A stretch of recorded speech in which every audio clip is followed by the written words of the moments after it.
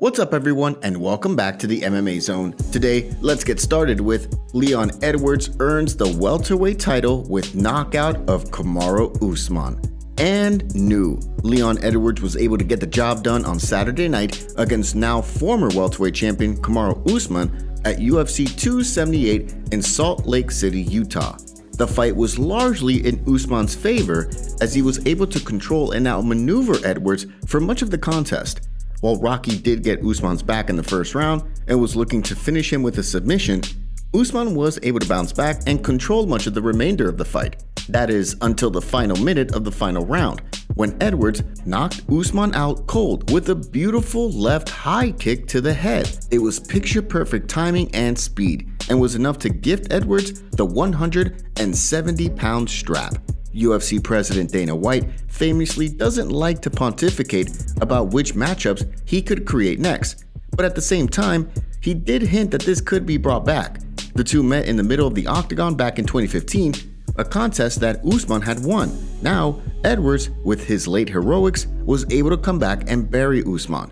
Edwards' win also creates a bit of uncertainty with Khamzat Chimaev. The Chechen Swede has been rolling over the welterweight division and was pointed to as the next possible contender for Usman. With the Nigerian Nightmare now out as champion and Edwards winning the title, the UFC will likely give Usman a rematch. After all, Edwards and Usman are now split with one win each over the other. At the same time, Usman was, on record, the second best welterweight in history with 5 successful title defenses, so the UFC has a few reasons to put together Usman vs. Edwards 3. What do you think of Leon Edwards' big knockout win over Usman this weekend? And do you think he'll have a long reign as welterweight champion? Justin Gaethje hopes Charles Oliveira is making enough money for Abu Dhabi fight against Islam Makhachev. Former two-time lightweight title challenger Justin Gaethje spoke with reporters during the UFC 278 event this weekend and had a few supportive words for his latest opponent, now former lightweight champion Charles Oliveira. Oliveira and Gaethje met back at UFC 274 in May when Oliveira submitted Gaethje in the very first round. Gaethje knows how tough Oliveira is. While speaking with reporters this weekend, Gaethje stated he was surprised over Oliveira's power in the cage when they fought and feels that Makhachev should not be resting on his laurels going into this fight at UFC 280 in Abu Dhabi. This is what Gaethje stated to reporters about it. Yeah, Abu Dhabi, home field advantage in a way. I mean, time zone, food, water, things are different in Abu Dhabi. And if I was Charles, you know, they could have paid me enough, but it's gonna be, he better be getting a pretty fat check because, you know, why go over there? But me in that cage with him, you know, I have to believe. No way Makhachev dominates him. Gaethje understands all too well the home field advantage that Makhachev will have in Abu Dhabi, as he fought Makhachev's mentor Khabib Nurmagomedov back in late 2020 for the lightweight title in Abu Dhabi.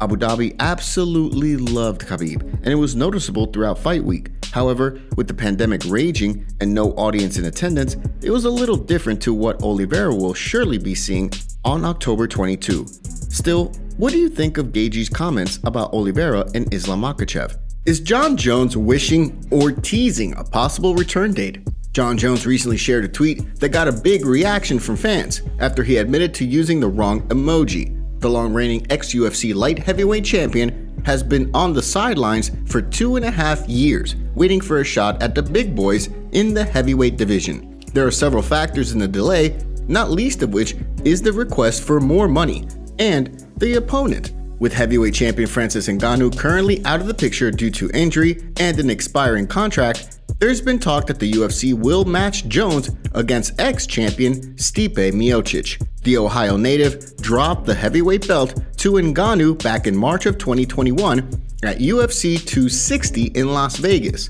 It was a rematch from their UFC 220 encounter in 2018 when Stipe won by decision. This time around, in 2021, Ngannou knocked Stipe out in the second round to win the belt. This is who Jones could face in his heavyweight debut.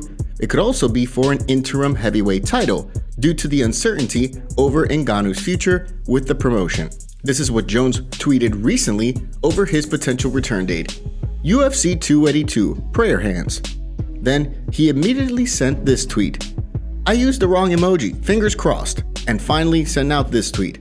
My goal, my dream is to have my first heavyweight title fight look like my first light heavyweight title fight, pure domination.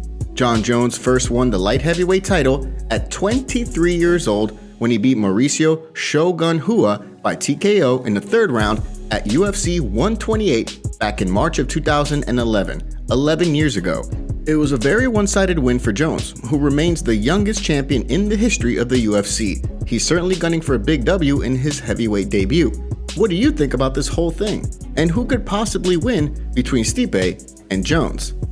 Don't forget to hit that like button and subscribe to the MMA Zone to stay up to date on all the latest fight news. Luke Rockhold versus Paulo Costa. For 15 minutes, Luke Rockhold and Paulo Costa went to absolute war. But while Costa swept all the scorecards, earning a bounce-back win here against the former middleweight champion in Rockhold himself called it a career after the fight. The fight was a back-and-forth affair, although Costa did pull out the W here. It was a grudge match going into this one, as Rockhold and Costa were at each other's throats during the press conference ahead of the fight. In the end, however, Costa got the job done. Rockhold hung up the gloves for good after the fight and was able to call it a career. We wish him luck in the future. What did you think about this fight? And what are your favorite Luke Rockhold moments? Fighters react to split draw at UFC 278. The prelim fight between Luis Saldana and Sean Woodson was pretty interesting, if a bit weird. Saldana knocked Woodson with a short left hook early in the first. Then later in the fight, Saldana fired an illegal knee strike that briefly put Woodson out. But referee Mike Beltran called the foul, deducted a point for Saldana, and gave Woodson a chance to get back into the fight. The two continued to fight to the end of 3 rounds, with the judges awarding a split draw in the contest. This is how some MMA fighters reacted to the split draw and the fight as a whole. Terrence McKinney said, Saldana had it wrapped up, but ego got the best of him. Legit the same thing that happened to me with Woodson at the Contender Series. I tried to show off and be flashy for Dana and it backfired. Damian Brown stated, that man should be straight up DQ'd. He walked into that with time to make a calculated decision.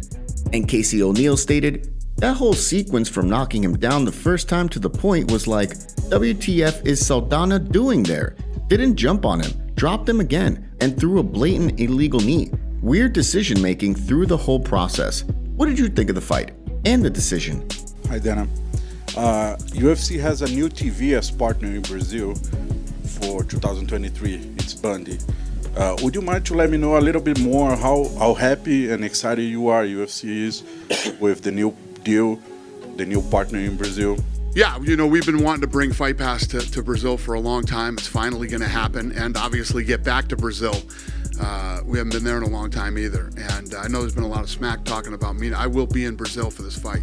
We're excited. I don't know what else to say other than that. Fight Pass, and I'm coming back to Brazil too.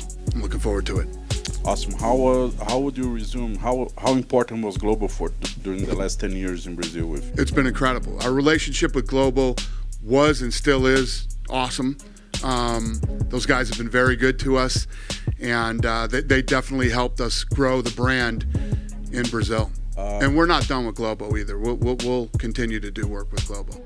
Mike Perry beats Michael Venom Page at BKFC 27. UFC 278 wasn't the only event going on this weekend, as BKFC 27 took place on Saturday in London, headlined by a big fight between 2 welterweight MMA veterans in Mike Perry and Michael Venom Page. While Perry certainly left the event in London with a broken jaw, he's also got his hand raised at the end of the fight, pulling off a majority decision win over Page on Saturday night. The 175-pound main event for BKFC 27 saw the 2 MMA veterans go 5 full rounds. But at the end of it, they decided to go one more round to see who would win, and Perry came out on top after 6 rounds. He's now 2-0 in BKFC.